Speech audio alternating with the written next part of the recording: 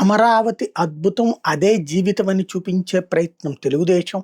అమరావతి అవినీతిమయం, అందుకే అక్కడే మొత్తం డబ్బులు పోస్తున్నారు అన్నటువంటిది చెప్పే ప్రయత్నం వైసీపీ చేస్తున్నాయి. అందులో భాగంగా సాక్షి తాజాగా బలుసు ఇంధనం పేరుతో ఒక కథనాన్ని సాక్షి ప్రొజెక్ట్ చేసిందంటే అది వైసీపీ ప్రొజెక్ట్ చేసినట్టే. ఇందులో అమరావతిని అవినీతి గనిగా మార్చేశారు, దోచుకో పంచుకో తినుకో పద్ధతిలో దోచేయడానికి అక్షయపాత్రగా చేసుకున్నారు అంటూ నిపుణుల పేరుతో వీళ్ళే రాస్తున్నారు. బిఎస్ఆర్ ఇన్ఫ్రాటెక్ సంస్థకి ఇప్పటికే 7,440 కోట్ల విలువైన 19 ప్యాకేజీ పన్నులు ఇష్టారాజ్యంగా కట్టబెట్టారు. కర్ణాటకలో బెంగళూరు, మైసూరు లాంటి ప్రధాన నగరాల్లో రియల్ ఎస్టేట్ వ్యాపారం చేసేటటువంటి సంస్థకి ఇవి వీళ్ళు ఇస్తున్నారు. బలు శ్రీనివాసరావు 14-24 ఎన్నికల్లో టీడీపీకి భారీ ఎత్తున డబ్బులు ఇచ్చారని చెప్పుకొచ్చారు.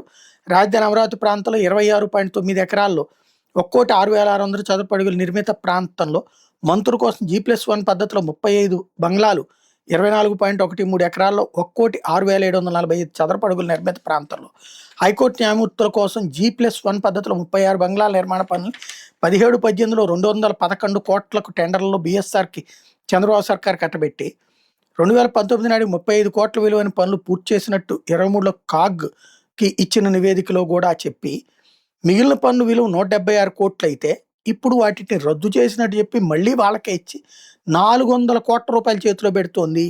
ఓవరాల్గా 419 కోట్లకి కోట్ చేస్తే దానికే ఇచ్చేసింది బిఎస్ఆర్ సంస్థకి. మంత్రులు, హైకోర్టు న్యాయమూర్తులు దాంట్లో ఈ లెక్కను చూసుకుంటే చదరపొడికి 11,203 రూపాయలు పడుతుంది అన్నటువంటి వార్తని హైలైట్ చేసింది. బట్ జనం పట్టించుకుంటున్నారా అన్నదే $1 మిలియన్ ప్రశ్న.